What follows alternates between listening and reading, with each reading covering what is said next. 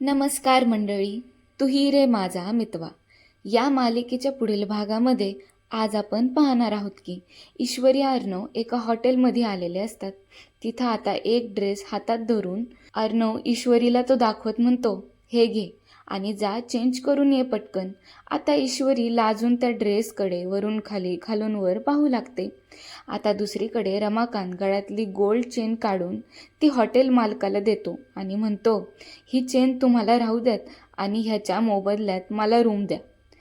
आता हॉटेल मालक चेन तर घेतो आणि मग चावी रमाकांतला देऊन त्याला रूमचं लोकेशन सांगतो. आता रमाकांत लंगडत लंगडत तिथून निघतो. वर जाताना तो दारातून बाहेर डोकावून तर पाहतो. त्याला पाहून वल्लरी आणि उदयकांत त्याच्या मागं जायला पळतच सुटतात. आता रमाकांत फास्ट स्पीडने रूममध्ये जातो. मागून उदयकांत जिना चढून वर जायला निघतो. तिकडे रूममध्ये ईश्वरी अर्णवने दिलेले कपडे घालून बाहेर येते. लगेच अर्णव तिच्याजवळ जातो आणि आता झालं.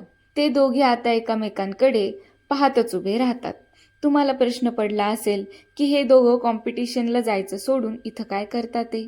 पावसामुळे स्पर्धा लेट झाली, कारण तिथं स्पर्धक, मीडिया, जज कोणीच अजून पोहोचलेलं नाही. बरं झालं ना, आता ते टाईमवर तिथं पोहोचतील तरी. आणि सौदामिनीचा प्लॅन फेल झाला. रमाकांतने एका हॉटेलच्या बाहेर अर्णवची गाडी पाहिली म्हणून तो त्याच हॉटेलमध्ये घुसलाय.